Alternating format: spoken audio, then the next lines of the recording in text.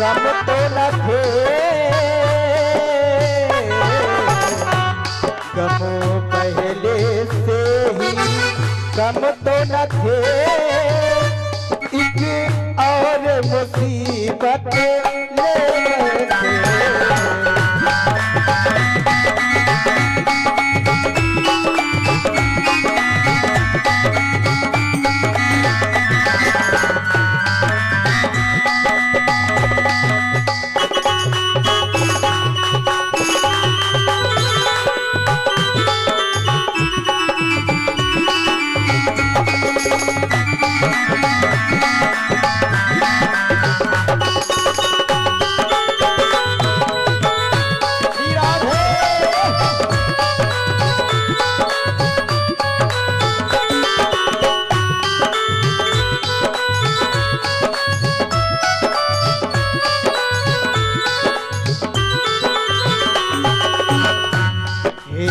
मुरलीधर छली या मोहन हम भी तुमको के बैठे मुरलीधर।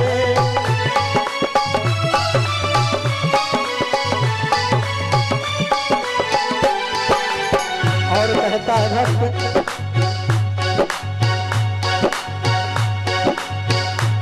तुम आते नहीं हो, क्या बात है, तुम मिलते नहीं हो आकर के,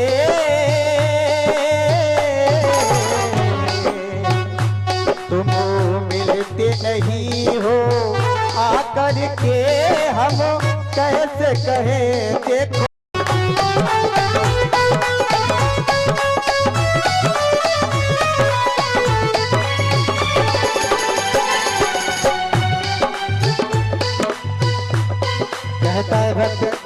आए सामले सरकार ये तुमने क्या कर डाला। को भगवान ने गुरुदेव से पूछा कि गुरुदेव जो ये सामने चली आ रही जी कौन है। तो जवाब दिया बेटा ये ताड़ुका है।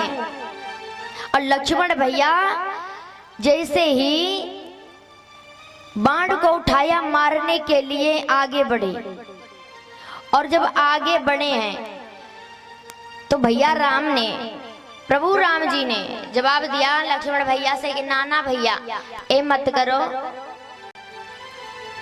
इस अबला पर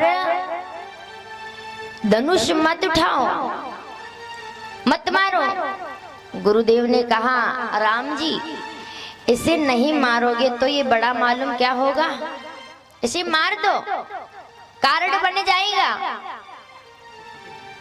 प्रभु राम जी ने आज्ञा पाई गुरुदेव से, बाण को उठाया और आज ताड़ुका के मार दिया।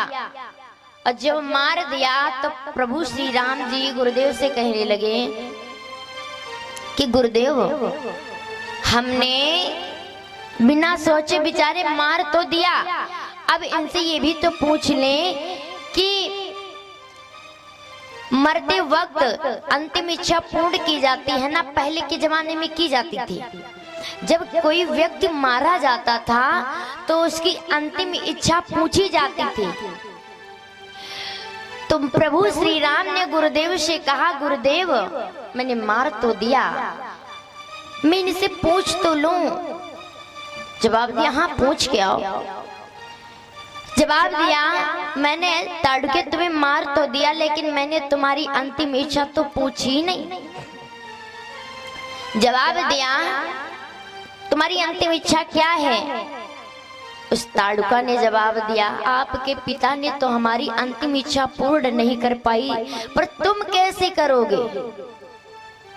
प्रभु श्री राम कहने लगे ऐसी कौन सी तुमने अंतिम इच्छा मांगी थी जो हमारे पिताजी ने पूर्ण ना कर पाई। एक बार जब तुम्हारे पिताजी इस जंगल को आए थे, मूर्छित अवस्था में पड़े थे, प्यास के कारण तड़प रहे थे, मैंने आकर के तुम्हारे पिताजी को जल दिया। उन्होंने कहा मांगो क्या मांगना चाहती हो, मैं तुम्हारी हर एक मांग को पूर्ण करूंगा। ताड़ुके ने कहा क्या पूर्ण करोगे। हाँ जवाब दिया, मैंने उनसे 14 वर्ष के लिए राज गद्दी मांगी थी, उन्होंने तो पूर्ण नहीं कर पाई, तुम भला क्या करोगे? प्रभु श्री राम कहने लगे, नाना तड़के, मेरे पिता भले ना कर पाई हो पूर्ण, पर मैं तो पूर्ण करूंगा। जवाब दिया, मैं तुम्हारी अंतिम इच्छा को पूर्ण करेंगे। जैसे ही इतनी बात कही है, प्रभु ने इतना कह करके ताड़ुका ने अपने प्राणों को छोड़ दिया। धीरे धीरे आगे बढ़े। देखिए, भगवान जब वन को जाते हैं तो ये ताड़ुका की जो हड्डियों की चढ़ पादुका बनी होती है, 14 वर्ष के लिए राजगद्दी पर रख दी जाती हैं जब भगवान वन को जाएंगे। इधर इच्छा को पूर्ण कहते हैं, हम तुम्हारी इच्छा को पूर्ण करेंगे। ताड़ुका ने अपने प्राणों को छोड़ दिया। प्रभु धीरे धीरे आगे बढ़ेंगे। इधर आगे बढ़े और जनकपुर में भी पहुंचे, गलियों को भी देखा और जिस प्रकार से जिसने नाथ को देखा उसी प्रकार से भगवान ने उनको दर्शन भी दिए। इधर जनक जी के महलों में भी प्रवेश कर गए। यहाँ तक भगवान गुरुदेव की आज्ञा लेकर के वन को कहाँ गए थे? फूलों की बगिया में पुष्प को तोड़ने के लिए। मैंने कल कथा सुनाई थी। भगवान ने बड़े प्रेम भाव से फूलों को लिया और डलियों में रख करके किशोरी जी से मुलाकात हो रही थी। मुलाकात हो रही थी, दोनों आपस में आमने सामने खड़े हैं, बातें हो रही हैं। नाथ जी ने अपने और मैया ने अपने हृदय में भगवान को बिठा लिया। भगवान ने सीता मैया को अंतर में छिपा लिया। दोनों बंधन की डोरी में फंस गए हैं।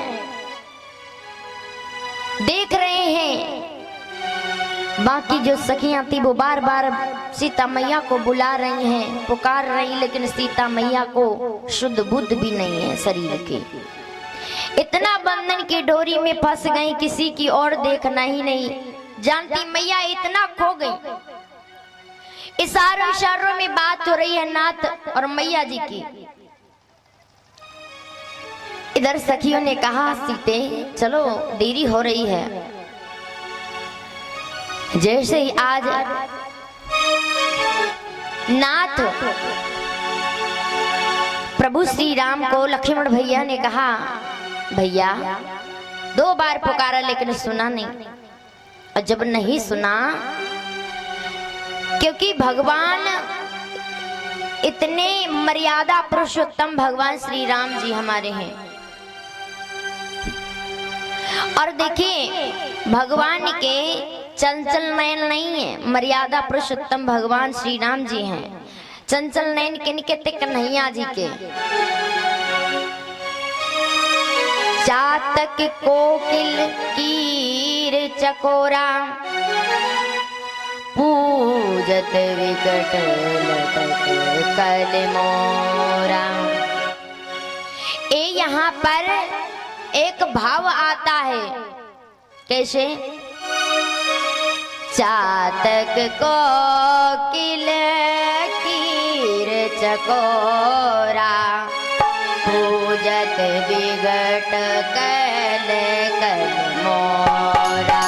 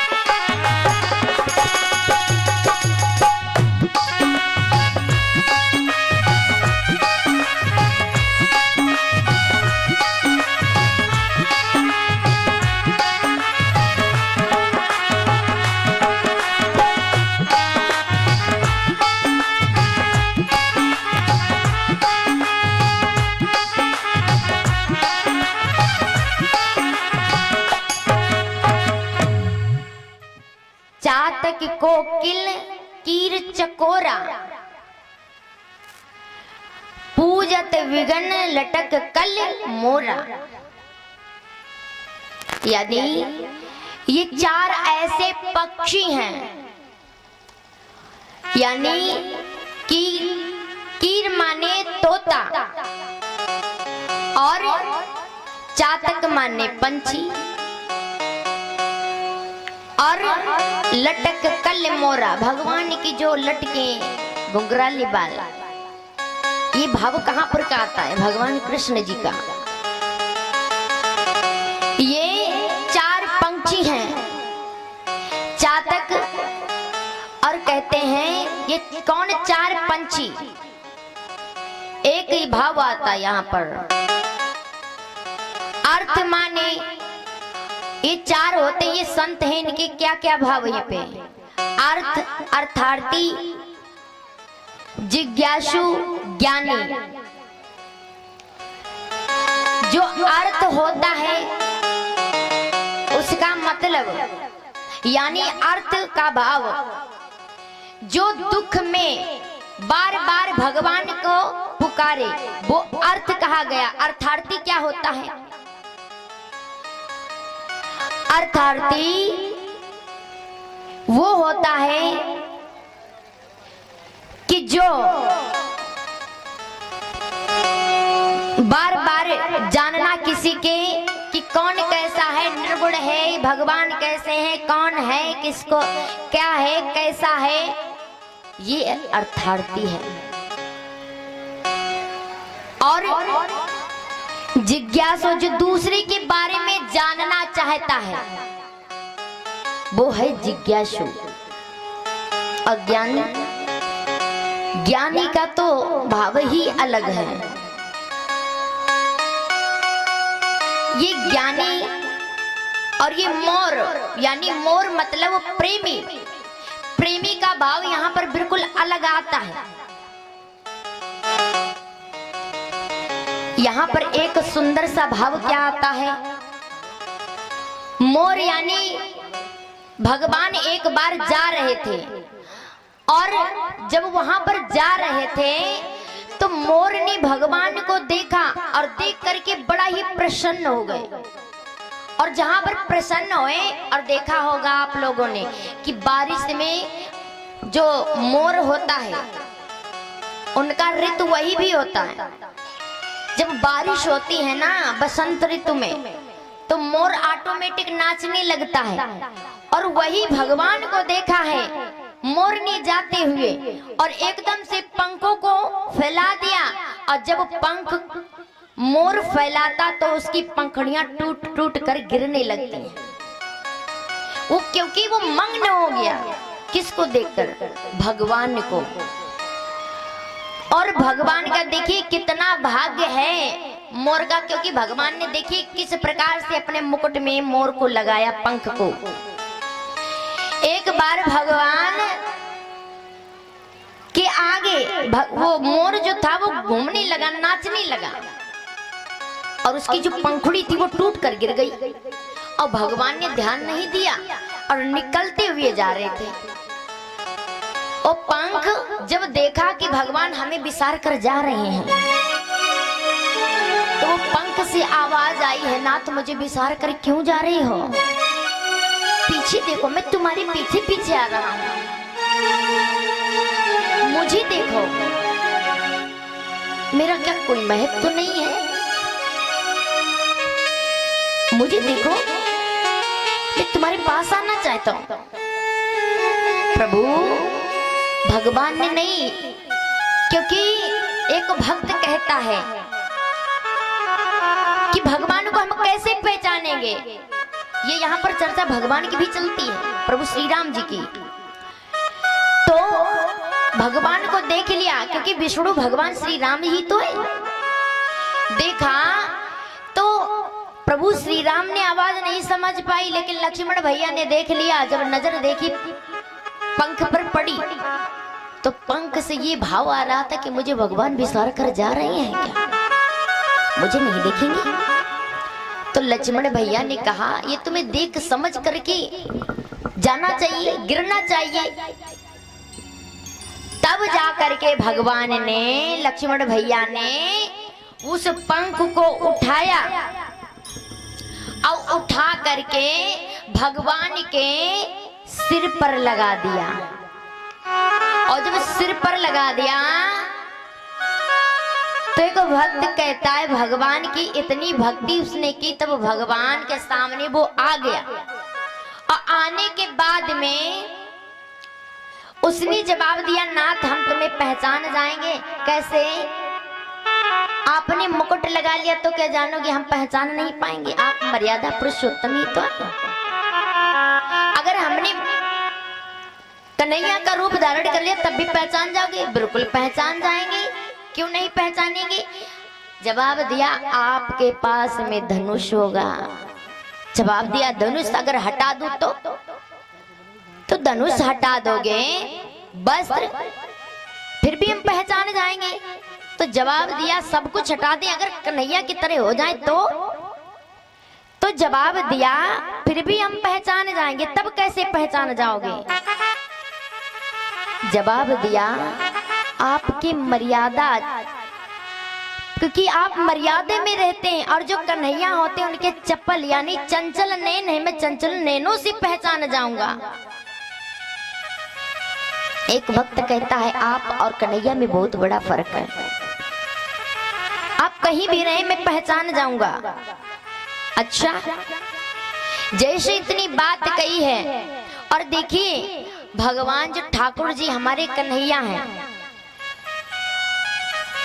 उनकी जो बांसुरी है इसका कितना महत्व है। एक बार की बात थी कि जो ये बांस की बनती है ना बांसुरी,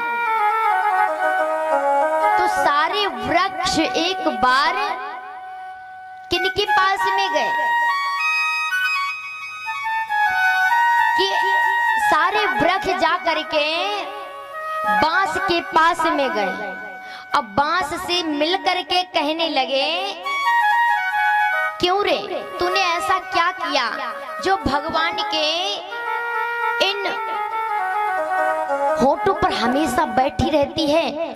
ना तुझ में फल है ना तुझ में कुछ भी है, और फिर भी भगवान अपने इन होठों पर हमेशा बैठे और धरे रहते 24 घंटा, और हमेशा तेरे पैरों को दबाया करते हैं। तूने ऐसा क्या काम किया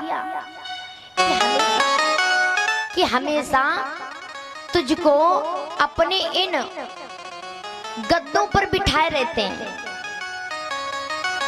जवाब दिया, एक ऐसा दिन था कि मुझे सभी ने बिसार कर फेंक दिया था, बिसार कर फेंक दिया था, कोई नहीं अपना रहा था मुझे, और तब जाकर मैं भगवान के शरण में गया। क्या प्रभु मुझे ऐसे ही बिसार कर छोड़ दोगे? क्या मेरा कोई महत्व नहीं है? भगवान ने कहा, तुम्हारा महत्व बहुत बड़ा है। उसी दिन से भगवान ने उसे अपना लिया, उसको 24 घंटे अपने इन होठों पर हमेशा रखे रहते हैं और हमेशा उनके चरणों को दबाया करते हैं। जो भगवान की शरण में जाएगा भगवान उसे अवश्य अपनाएंगे। बोलिए गोविंद भगवान की, सच्ची दरबार की। आज इधर देखिए, आज नाथ पहुंच गए हैं, दूर दूर से राजागण आए हुए हैं, और दूर दूर से जब राजागण आए हुए सभा में विराजमान हैं, और सभी को ऐलान भी हो गया। भगवान भी दरबार में बैठे हैं, किशोरी जी अटारी के ऊपर बैठी हैं, अटारी के ऊपर बैठी हुई हैं, और इधर पूरी तैयारी हो गई। एक दूसरे में चर्चा कर रहे हैं कि कौन जाएगा जानकी जी के साथ में विवाह करने, इस धनुष का भंजन कौन करेगा। जो इस धनुआ को तोड़ेगा उसी के साथ में जानकी जी का विवाह होगा। एक से एक बलधारी बैठे, वो कह रहे ना सीता जी को तो मैं ही विवाह करके ले जाऊंगा, साथ में मैं ही ले जाऊंगा। जैसे ही विचार कर रहे हैं तो नाथ देख रहे हैं उसी भाव से बैठ करके। गुरुदेव बैठे पास में, जनक जी बैठे हैं, ऐलान करवा रहे हैं कि ऐलान कर दो जो इस धनुष का भंजन करेगा उसी के साथ में जानकी जी का विवाह हुआ। इधर धीरे धीरे जब समय गुजरने लगा है और वही समय आ गया है, मैया भी अपनी हृदय में बार बार किनको याद कर रही हैं? गिरजा मैया को। गिरजा मैया को बार बार याद कर रही है। गिरजा मैया मेरी जो मन में बसे हैं, मेरे दिल में हैं, और वही मुझे मिल जाए, मुझे और कुछ नहीं चाहिए।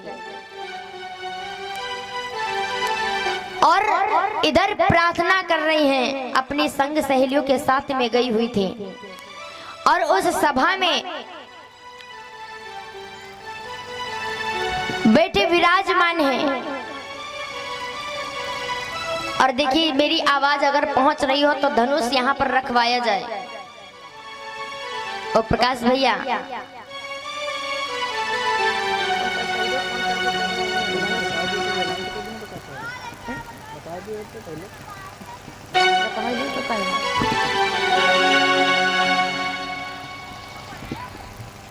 जब बुला के दो।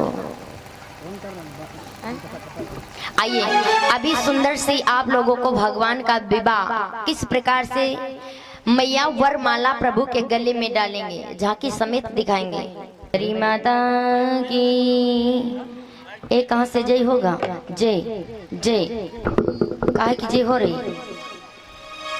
अरे दोनों हाथों से एक बार बोल लो सभी लोग। हाँ, भगवान इतने सुंदर सुंदर से हाथ दिए हैं आप लोगों को, हैं? बोली सच्ची दरबार की, मरी माता की।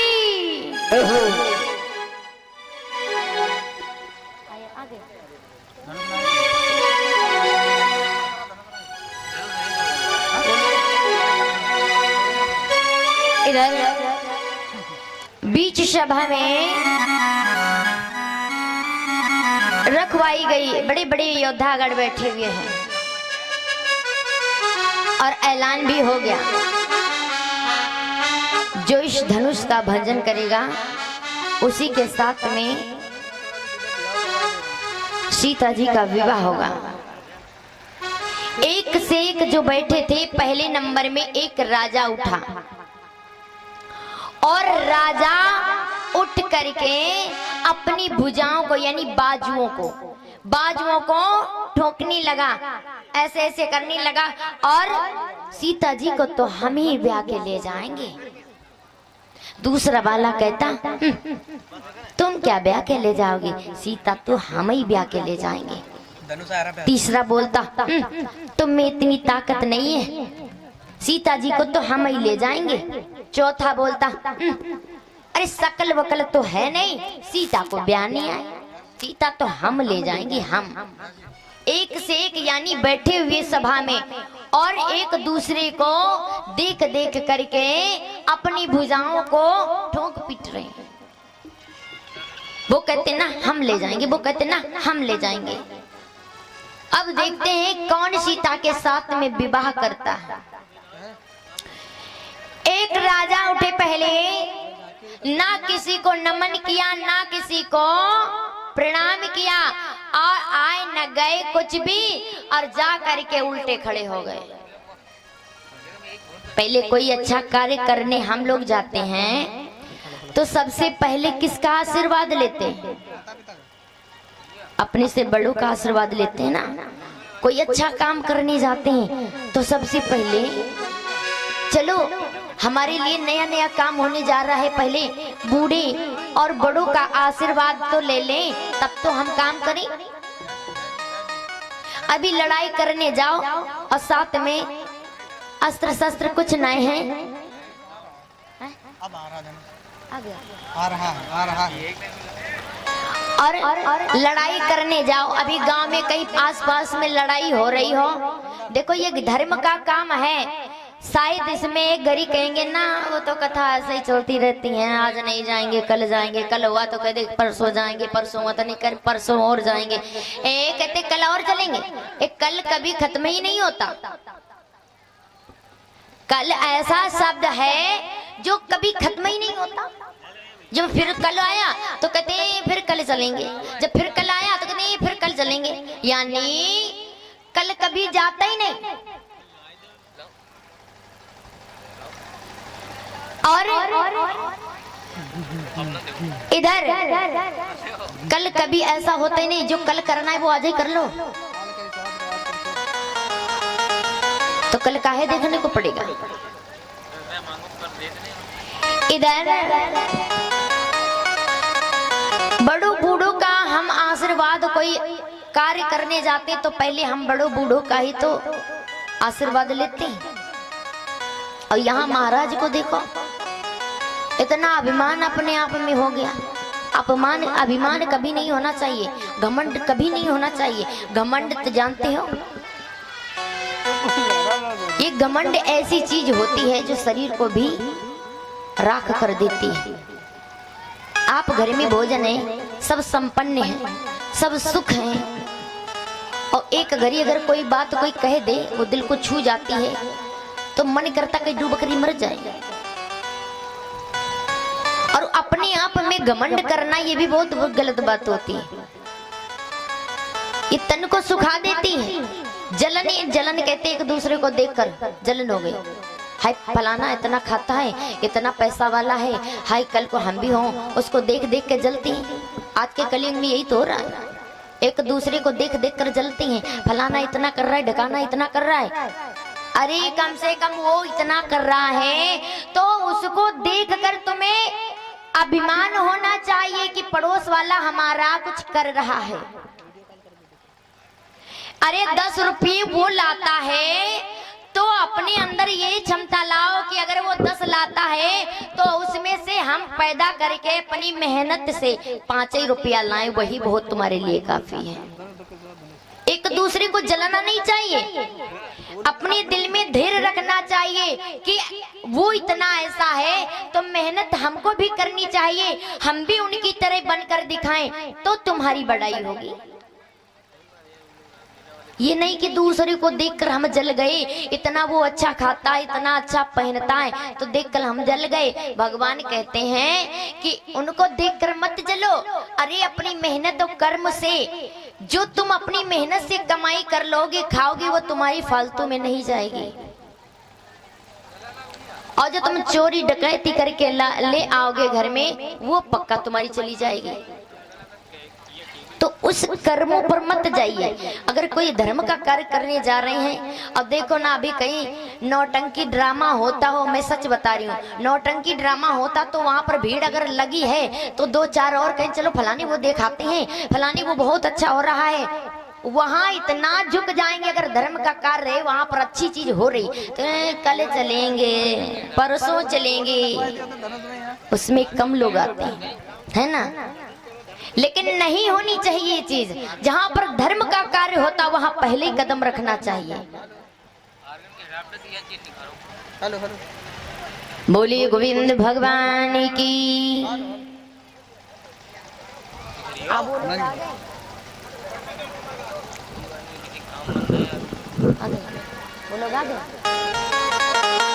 इधर राजा गढ़े उठे और धनुष के पीछे खड़े हो गए। ना तो उन्होंने किसी का आशीर्वाद लिया और ना ही किसी को प्रणाम किया, और धनुष के पास में खड़े हो गए। और जब धनुष के पास में खड़े हो गए मेरे प्यारे भक्तों, तो धनुष को उठाने की तो बात छोड़ दो, उसे ठीक प्रकार से हिला भी ना सकी। उस धनुष को नहीं उठा पाए और ना ही हिला पाए, पीछे की ओर गिर पड़े। जा करके मुंह नीचे को लटका करके बैठ गए अपने स्थान पर। और जब स्थान पर बैठ गए दूसरे राजागण उठे। जब दूसरे राजागण उठे उन्होंने भी प्रयास कर लिया धनुष को उठाने के लिए, वो भी जाकर चुपचाप बैठ गए। यानी जितने भी वहां पर राजागण बड़े बड़े महाराज बैठे हुए थे, आज किसी ने उठा ना पाए। उठाने की तो बातें छोड़ दो, किसी ने हिला भी नहीं पाए। जब धनुष को नहीं उठा पाए और बैठ गए बीच सभा में जाकर के अपने नीचे को सर को झुका करके, सर को झुका लिया। अब राजा जनक जी को इतना क्रोध आ गया, इतना क्रोध आ गया, क्रोध के कारण जनक जी अपने सिंहासन पर खड़े हो गए। और जब सिंहासन पर खड़े हो गए और जनक जी कहने लगे हैं क्या, हे दीप दीप के राजा गणे, हम किसे कहें बलशाली हैं। अब तो हमें विश्वास हुआ पृथ्वी वीरों से खाली है।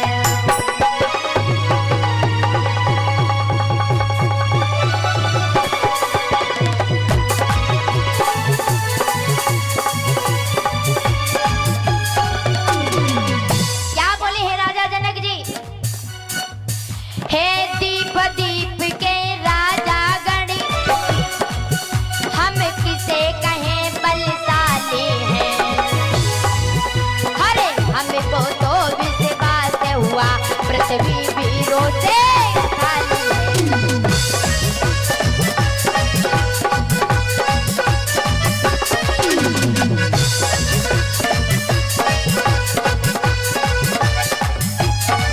और राजा जनक जी खड़े हो गए और खड़े होकर के कहने लगे, ए राजा गणो, ए दीप दीप के राजा गणो, हम किसे कहे बलशाली हो। अरे ये मुझे विश्वास हुआ कि पृथ्वी वीरों से खाली है। और जवाब देने लगे हैं राजा जनक, पहले यदि ख्याल हमें होता तो ऐसी हंसी नहीं होती। हम करते प्रतिज्ञा कभी नहीं तो ऐसी हंसी नहीं होती।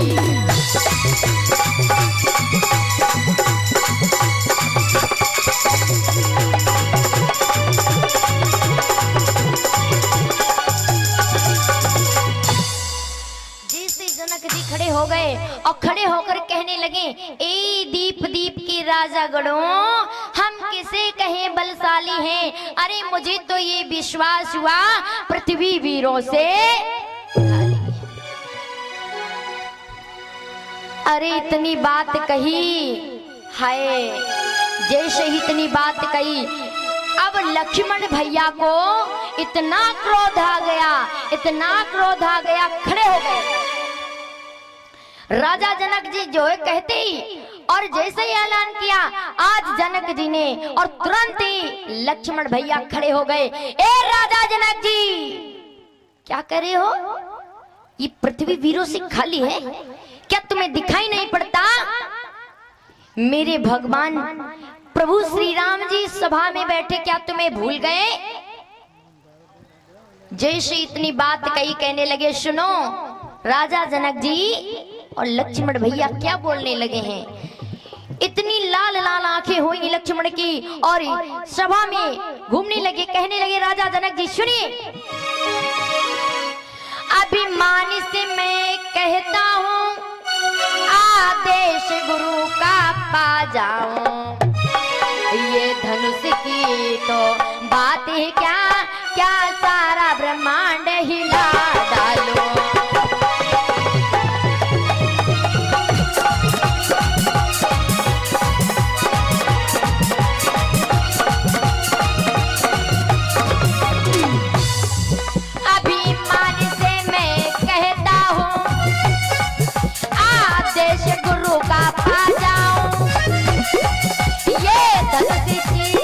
क्या है सारा ब्रह्मांड हिला डालो।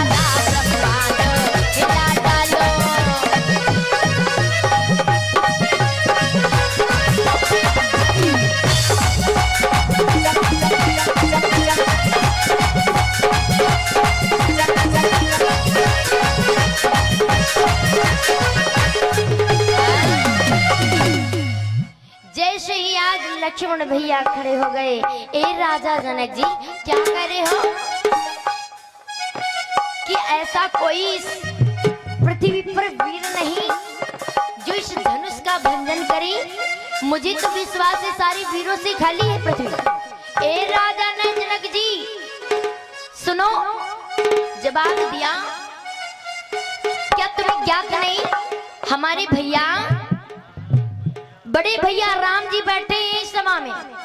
अगर मैं गुरु जी की आज्ञा पा जाऊं तो ये धनुष क्या चीज है, सारा ब्रह्मांड उठा करके यूं नचा सकता हूं। प्रभु गुरुदेव ने कहा, लक्ष्मण भैया ठहर जाओ, बैठ जाओ, बैठ जाओ। प्रभु श्री राम कहते हैं, लक्ष्मण भैया बैठ जाओ, बैठ जाओ। शांत होकर लक्ष्मण भैया बैठ गए और लक्ष्मण भैया की आंखें तो इतनी लाल लाल हैं, जैसे ही इतनी बात कही समझाने लगे। प्रभु श्री राम जैसे ही देखा, गुरुदेव ने कहा, राम, हाँ गुरुदेव तुम उठो। हाँ गुरुदेव बताइए। जवाब दिया, जाओ और जा करके इस धनुष का भंजन करो, जाओ। जैसे ही प्रभु श्री राम धनुष के पास में आए हैं और अपने गुरुदेव के चरणों को स्पर्श किया, नमन किया, सभी को नमन किया, प्रणाम किया और प्रणाम करके चारों तरफ धनुष की घूम लिया। और घूमने के बाद में एक बार किशोरी की ओर नजर करके देख लिया। जैसे ही किशोरी की ओर नजर की है राम जी ने, क्योंकि मैया अटारी पर बैठी हुई थी। किशोरी जी आ जाओ, बोला सीता मैया आ जाओ। इधर किशोरी जी अटारी पर बैठी हुई थी। प्रभु श्री राम जी ने एक तरफ सबको देख लिया और मन में यही कहते हैं, किनको स्मरण कर लिया भगवान श्री राम जी ने, भगवान भोलेनाथ को सहाय करना, कृपा करना मेरे नाथ। वो उनको इष्ट मानते हैं, प्रभु श्री राम उनको इष्ट मानते हैं। कितना प्रेम है। इधर जैसे ही प्रभु श्री राम जी उठ करके धनुष के पास में पहुंचे हैं, प्रणाम किया और नमन करके जैसे ही आज भक्तों धनुष को जिस प्रकार से उठाने लगे हैं,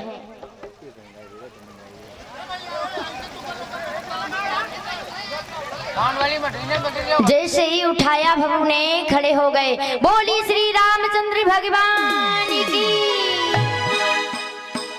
आज जैसे ही धनुष का भंजन, धनुष को तोड़ दिया है और जैसे ही धनुष को तोड़ा है मेरे प्यारे भक्तों, आज मैया ने कहा, बिटिया उठो।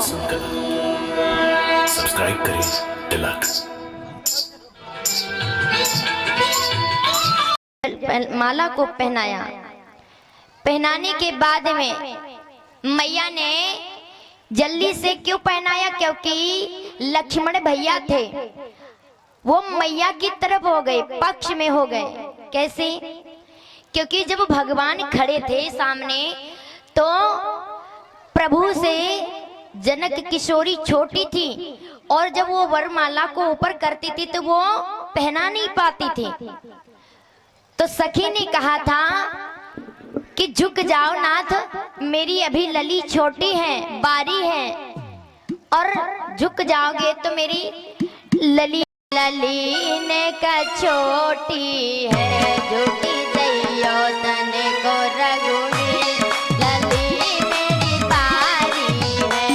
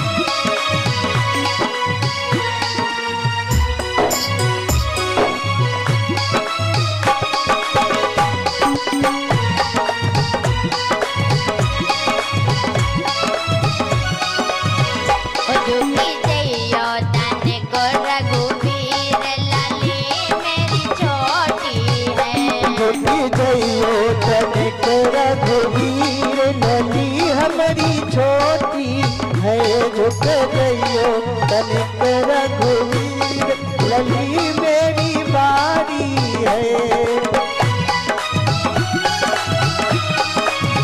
बोले रामचंद्र भगवान की।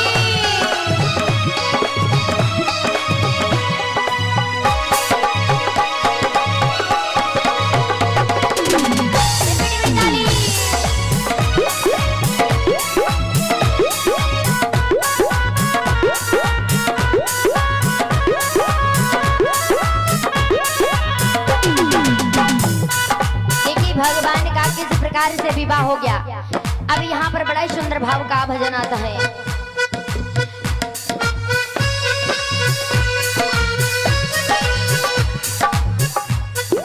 देखिए बड़ा ही सुंदर आता है क्योंकि भगवान ने पहना और मैया ने पहनाया।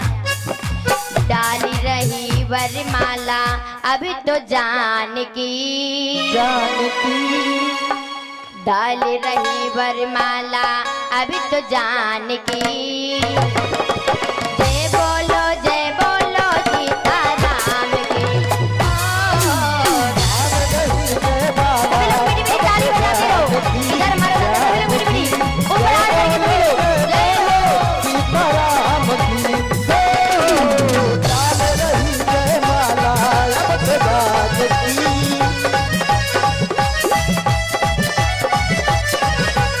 जय हो।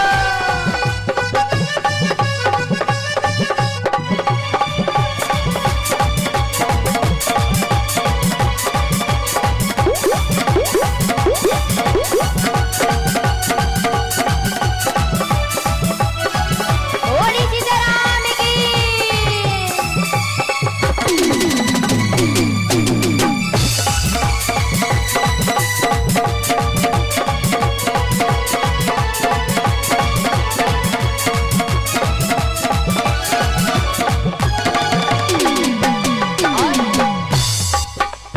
डाल रही वरमाला अभी तो जानकी।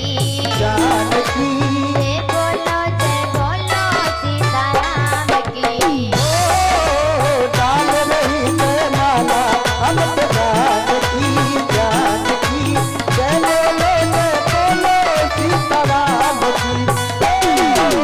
डाल रही जयमाला अब तो जानकी, जानकी जय बोलो सीताराम की।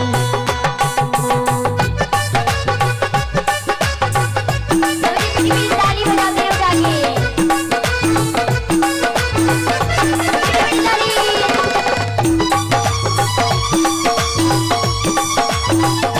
हरि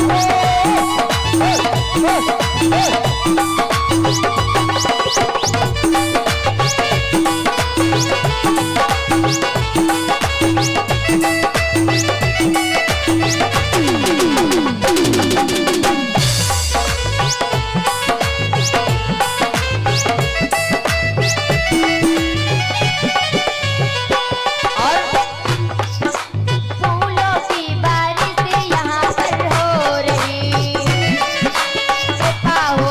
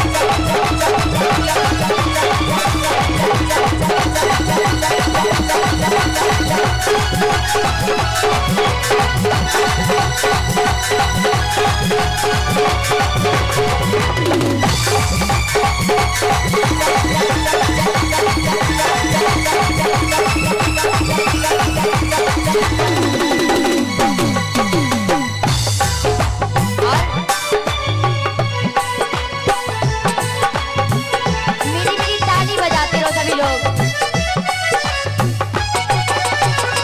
और आज जाकर के राजा जनक की पूर्ण अभिलाषा हुई, जो मन में सोच रहे थे कि अब कुछ नहीं होगा, लेकिन देखिए भगवान के साथ में विवाह आज जाकर के जनक जी की पूर्ण अभिलाषा हुई। अभी जनक की पूर्ण अभिलाषा हुई सारी, मिट गया संताप सबके दिल में था भारी।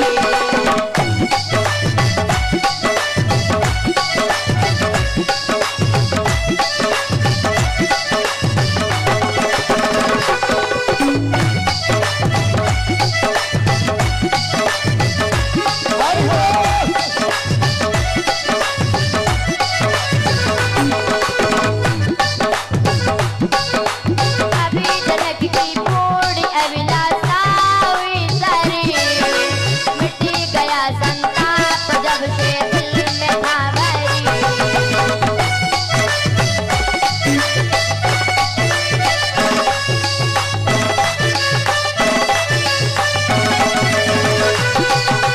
ताल वरमाला सिया राम गाए हैं, आज मंगल गीत सखियों ने सुनाए हैं।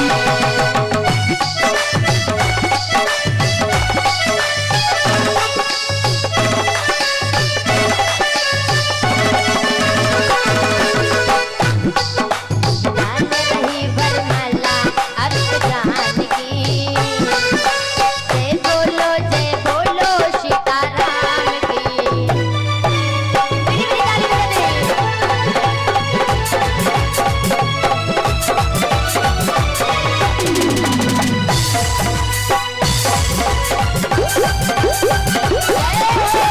मेरी मेरी ताली इधर माता हमारी, उठा के दो हाथ।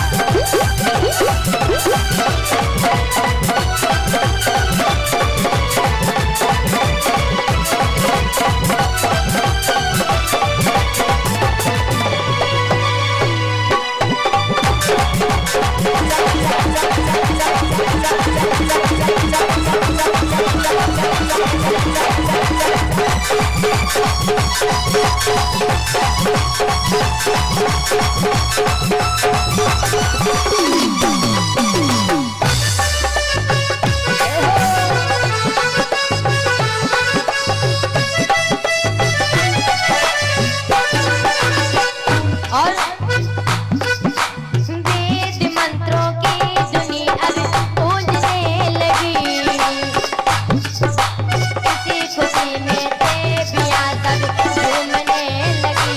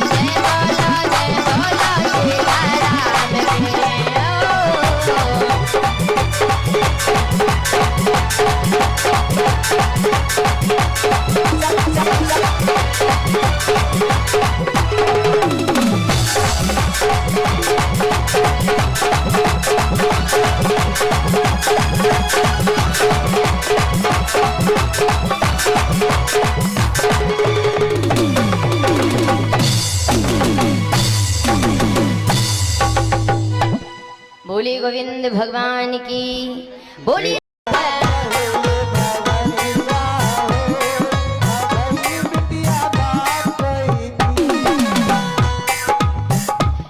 और पहले भावर पड़े गए दो जी पर नंबर आयो।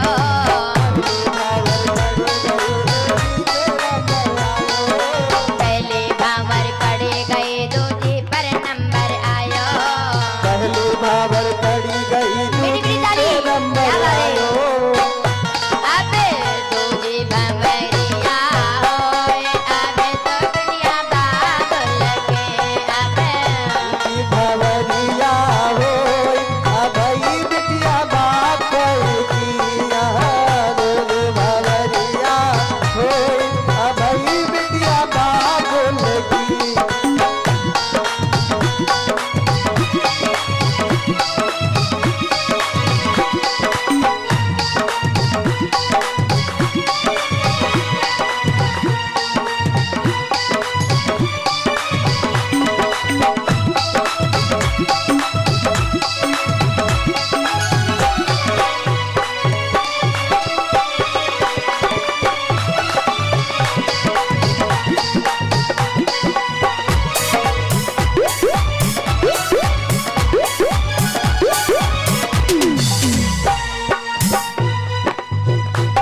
और दो जी भावर पड़ी गई तीजी पर नंबर आयो।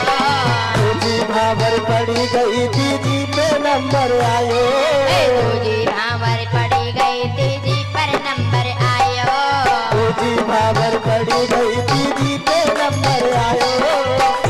अब तीजी भावरिया होए के अब बिटिया बादल के।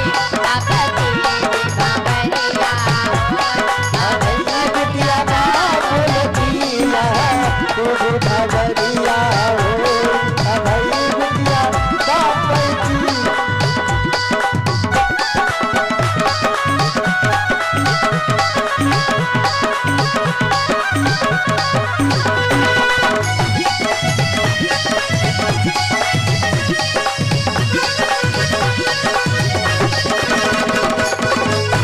मेरी मेरी ताली बजा दे। हरि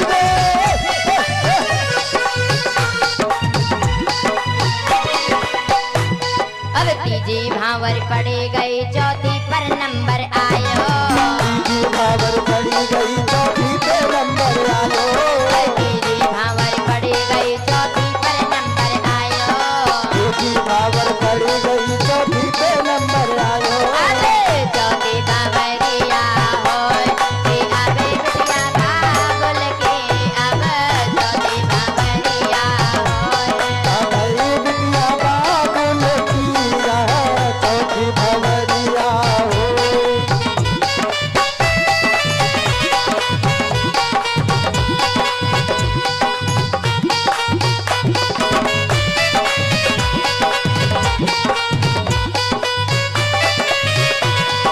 चौथी भावर पड़े गई पांचवी पर नंबर आयो।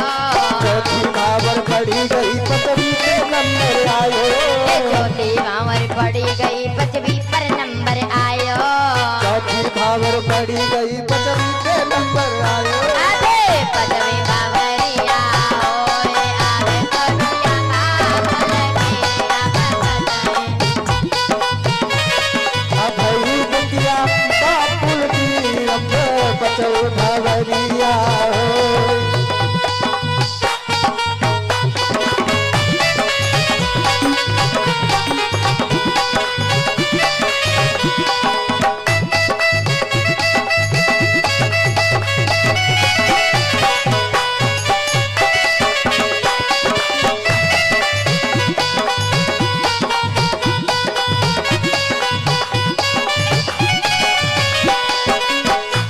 और पांचवी भावर पड़ी गई छठवीं पर नंबर आयो। पचवी भावर पड़ी गई कभी पे नंबर आयो।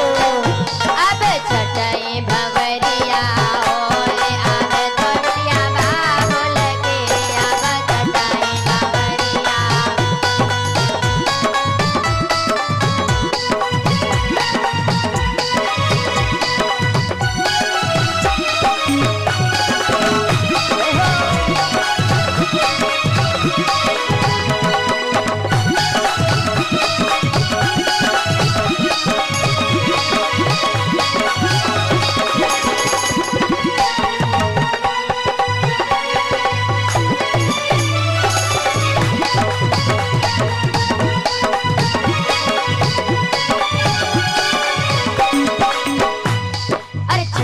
भावर पड़ी गई 7वीं पर नंबर आयो। भावर पड़ी गई 7वीं पे नंबर आयो। 7वीं भावर पड़ी गई 7वीं पर नंबर आयो। भावर पड़ी गई 7वीं पे नंबर आयो। अब 7वीं भावरिया होए के सीता हुई गई राम के। अब 7वीं भावरिया होए के मैया हुई गई प्रभु के। अब 7वीं भावरिया होए। बोली रामचंद्र भगवान की।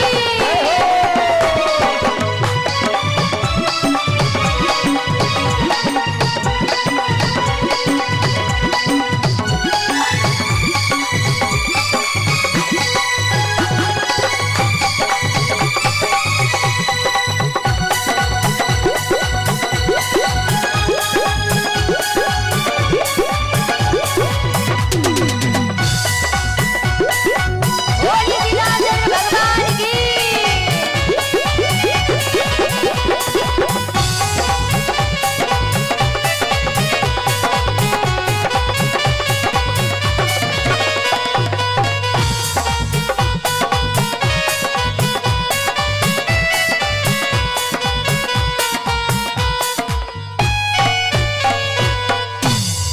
बोली रामचंद्र भगवान की।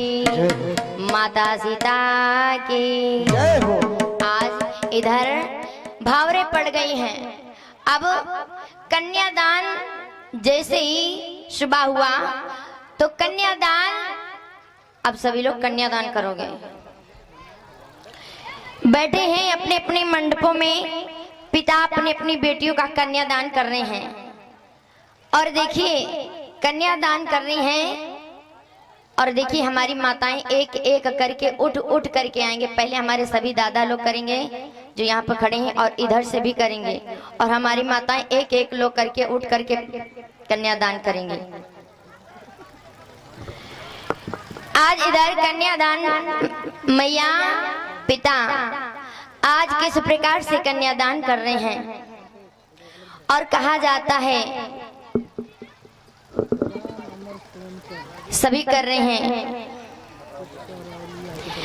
एकाकी रैया में जाओ बोए बाबुल, दूधी की रैया में दान हो। ताली बजाओगे।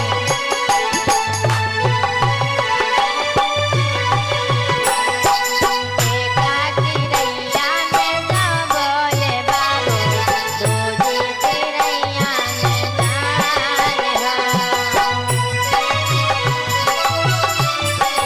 एक एक माता करके आकर के आएंगे।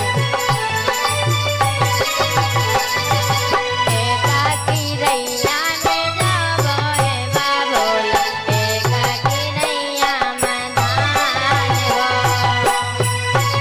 लेकिन ताली बजाओगे सभी लोग।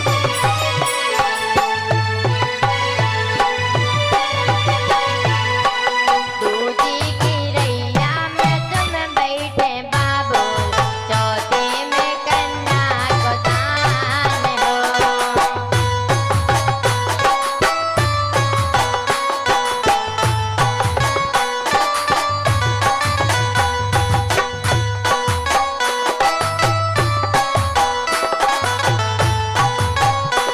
हमारी माताएं उठ के एक एक लोग करके आएंगे। कन्यादान हो रहा है। एक एक रैया में जौ और एक एक रैया में धान। और देखिए जो धान होता है और एक जौ होता है। धान ऐसा होता है कि धान जो होता है वो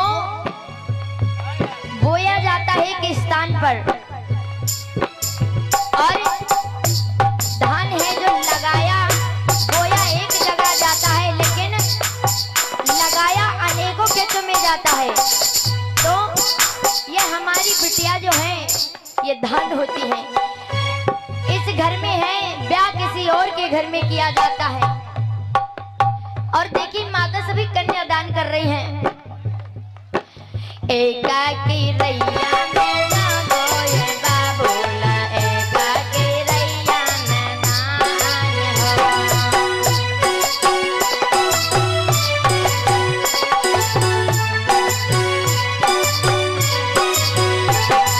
दूधी की रैया में तुम बैठे बाबूला, चौथे में कन्या को दान हो।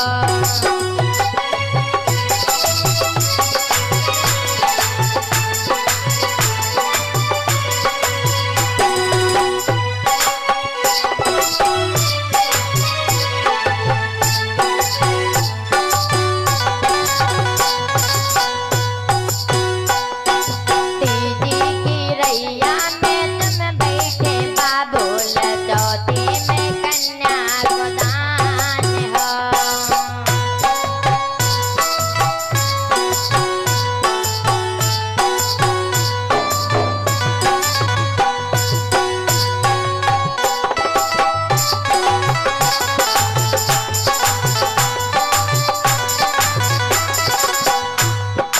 तीजी की रैया में तुम बैठे चाचा में, चौथे में कन्या को दान हो।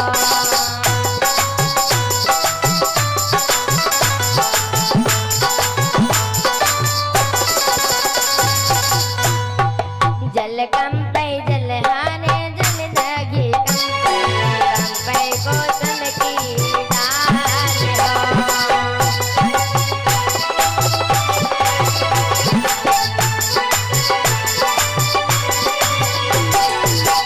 एकाकी रैया में जो रहे बाबूला, दूधी में कन्या को दान हो।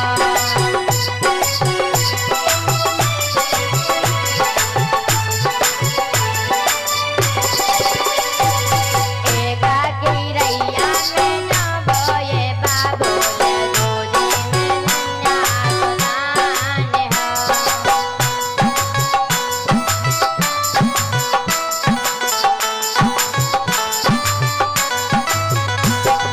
दूधी की रैया में तुम बैठे दादा, चौथे में कन्या को दान हो।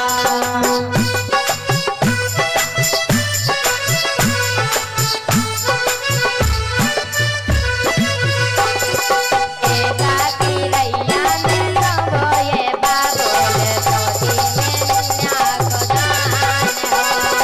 एकाकी रैया में जो बोए बाबूला, दूधी की रैया में दान हो। एकाकी रैया में जो बोए बाबूला, दूधी की रैया में दान हो। एकाकी रैया में जो बोए बाबूला, दूधी की रैया में दान हो। एकाकी रैया में जो बोए बाबूला, दूधी की रैया को दान हो। आज इस प्रकार से सभी ने बैठ करके अपनी कन्याओं के कन्यादान को किया है।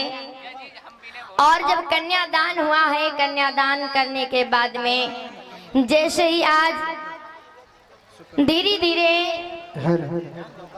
और ध्यान दे आदरणीय हमारे राम अमर सोनकर भैया जी शुक्रौलिया से 501 मुद्राएं माता रानी के चरणों में समर्पित कर रहे हैं। माता रानी मंगल कल्याण करे।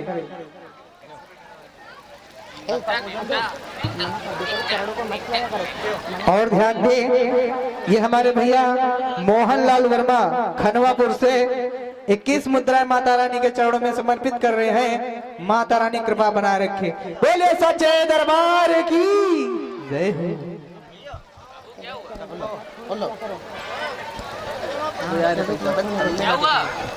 जाओ।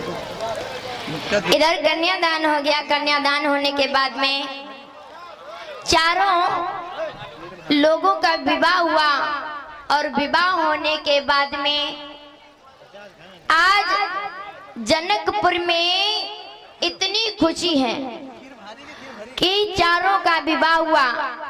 और देखिए और ध्यान दें ये हमारे आदरणीय दुर्गा प्रसाद खीर भारी से 21 मुद्राएं माता रानी के चरणों में समर्पित कर रहे हैं। माता रानी कृपा बनाए रखे। बोले सच्चे दरबार की। इधर जैसे ही चारों लोगों का विवाह हुआ, विवाह होने के बाद में अब जनक जी जो हैं वो अपनी बिटियों को आज श्री अभी और ध्यान दे, हमारे आदरणीय श्याम बिहारी वर्मा खनवापुर से 201 मुद्राएं माता रानी के दरबार में समर्पित कर रहे हैं। माता रानी मंगल कल्याण करे, यही माता रानी से कामना है। बोलिए सच्चे दरबार की जय हो।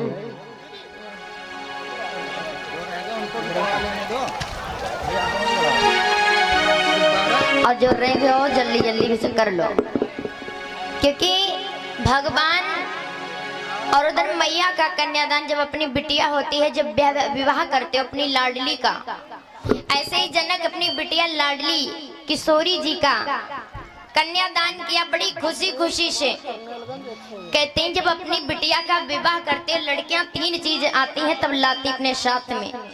क्या चीज लाती हैं?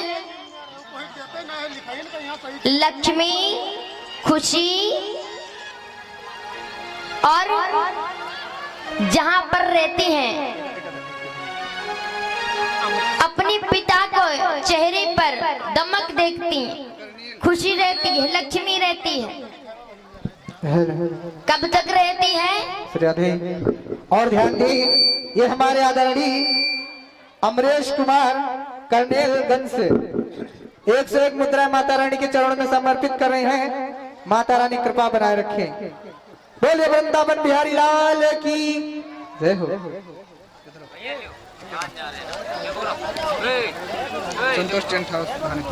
और ध्यान दे, और देखो बैठ जाओ अपनी अपनी जगह पे, देखो फिर बाद को बहुत अच्छी सुंदर सी झांकी दिखाई जाएगी। ये हमारे भैया संतोष टेंट हाउस धानेपुर 101 मुद्राएं माता रानी के दरबार में समर्पित कर रहे हैं। माता रानी मंगल कल्याण करे।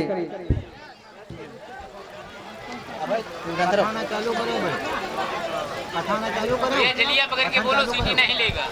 और बढ़ाओ आगे, और बढ़ा। अरे कब पढ़ो पहले ये पढ़े वाले हेमचंद्र।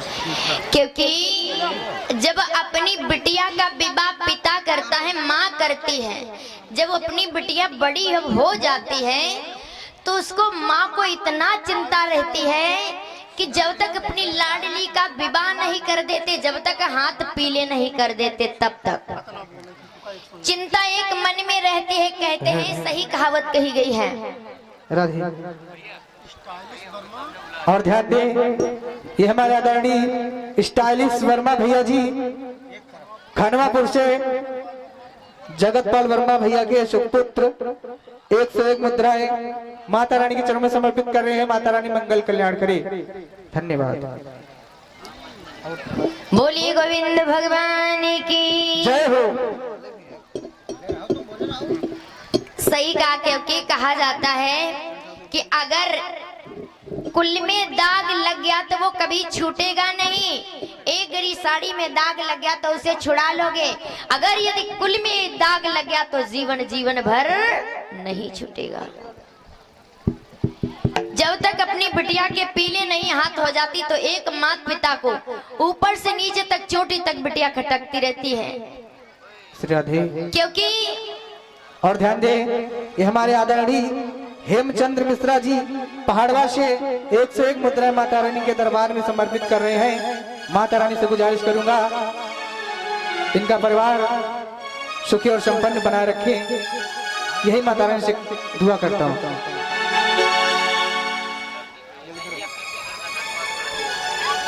क्योंकि माता पिता को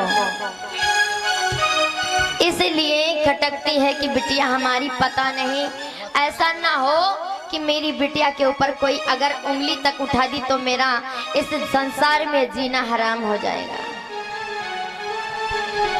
क्योंकि पिता को और हकीकत में जो बेटी आपने जब जन्म लेती है तो वो खुद भगवान के पास से अपने साथ में लाती है। और ये हमारे आदरणीय रवि वर्मा खीर भारी से 21 मुद्रा माता रानी के चरणों में समर्पित कर रहे हैं। माता रानी कृपा बनाए रखे। क्या लाते हैं? मैंने अभी बताया खुशी लक्ष्मी। 1 महीना पिता अपनी बिटिया के विवाह में न जाने कितनी चीजों को ढो ढो के घर में डाल देता। ध्यान देना मेरे प्यारे भक्तों, न जाने कितने चीजें लाकर डाल देता। 1 महीना से व्यवस्था बनाता मेरी बिटिया के विवाह में कोई किसी चीज की कमी ना रह जाए, कोई उंगली ना उठा पाए कि मेरी बिटिया के में ये चीज कमी रह गई। 1 महीना हो गया लगातार पिता बराबर अपनी बिटिया के विवाह के लिए तैयारी कर रहा है, थकता नहीं है। जब तक कब तक? जब तक बिटिया की डोली आंगन में रहती है तब तक।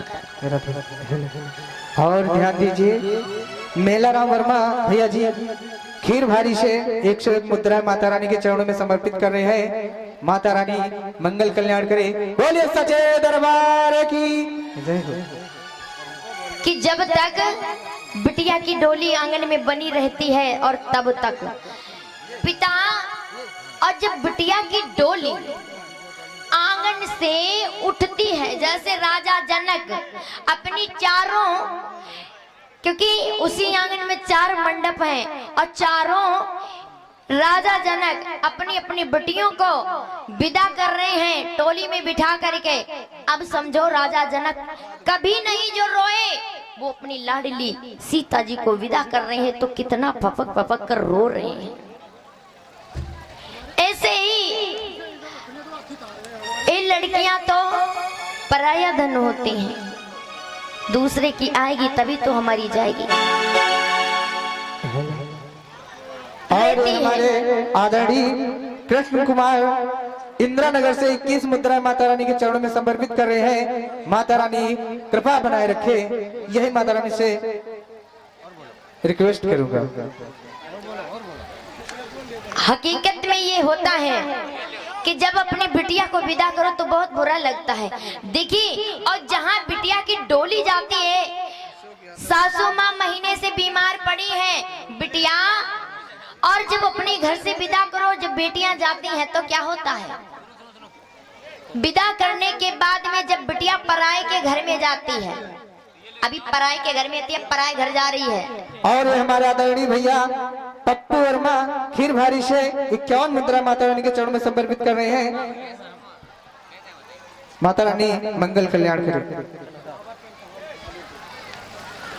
और अशोक यादव बीडीसी प्रत्याशी त्रिलोकपुर पहाड़वा से 51 मुद्राएं माता रानी के चरणों में समर्पित कर रहे हैं। माता रानी की मनोकामना पूरी करे।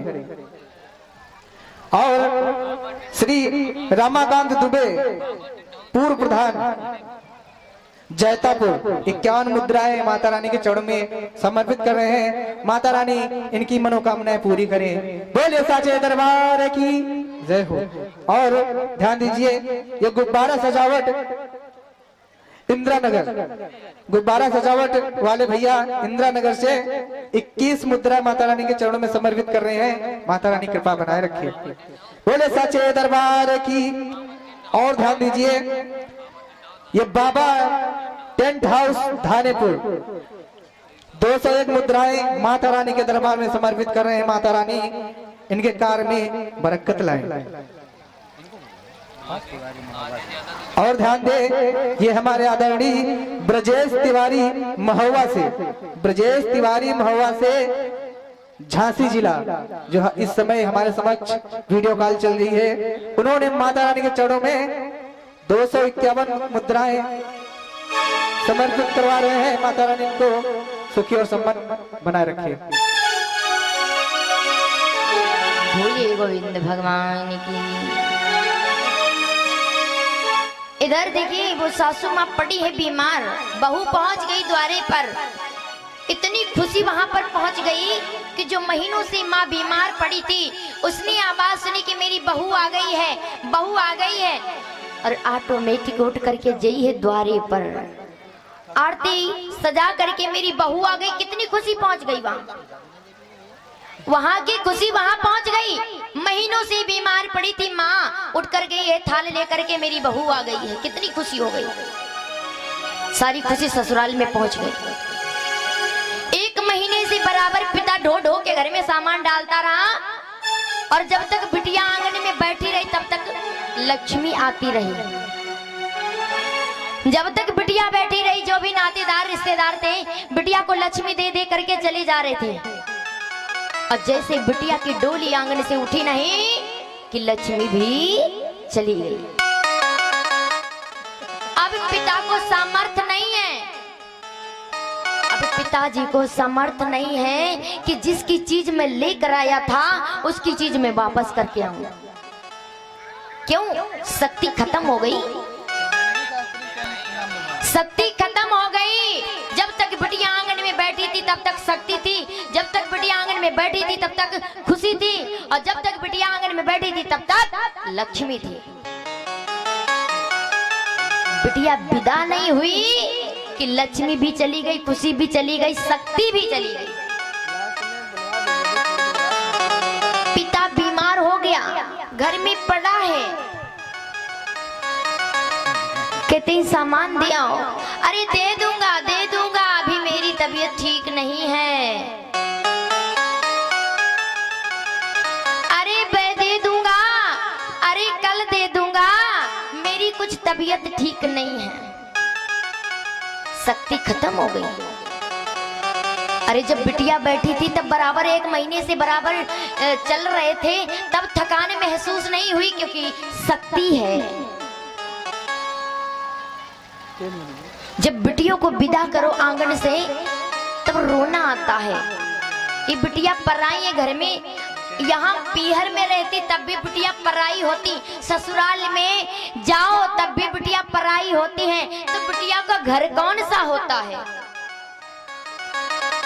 अगर घर में ससुराल में अगर हमसे कोई चीज टूट गई है तो सासू माँ 4 लेचड़ झाड़ कर चली जाएंगी। घर में है, तूने क्या समझा है? तोड़ कर रख दिया, इसकी भरपाई कौन करेगा? लो बात कर लो। बिटिया पराये घर से आई थी, पराया घर है तो बिटिया का घर कौन सा है? और यही सासू माँ की बिटिया होती तो बिटिया से प्याली टूट जाती तो बिटिया कहती माँ प्याली टूट गई, कोई बात नहीं फिर आ जाएगी। और यही अगर बहू से टूट जाए तो सासू माँ कितनी अकड़ती है। लेकिन फर्क नहीं होना चाहिए। जैसी अपनी बिटिया पराये के घर में जाती है वैसे दूसरे की बिटिया अपने घर में आती है। वो बेटी से कम नहीं है। उसे अगर बेटी बना कर रखोगे तभी तो बेटी होगी, और दुर्व्यवहार करोगे तो इसमें दरार पैदा हो जाएगी। ये समझ लो। अगर क्योंकि बुढ़ापे में एक दूसरे का सहारा लेना पड़ता है। जैसे हम वृद्ध अवस्था में हो जाते तो हमें लाठी की आवश्यकता पड़ती है, हम लाठी के सहारे तो चलते हैं। इसी प्रकार से अगर भाव है दिल में कि मेरी बिटिया बहू है तो उसे बेटियां ही बना के रखें। अगर बहू है तो उसे माँ बना कर रखना चाहिए कि मेरी जैसी वो माँ थी वैसी मेरी ये भी माँ है। तो ये प्रेम कभी खत्म नहीं होगा। ये तुम्हारे बुढ़ापे तक सहारा है। जब हम बूढ़े हो जाएंगे तो हम चल भी ना पाएंगे। तो आज राजा जनक अपनी बेटियों को विदा करते हैं, रोते हैं और रो करके क्या कहते हैं?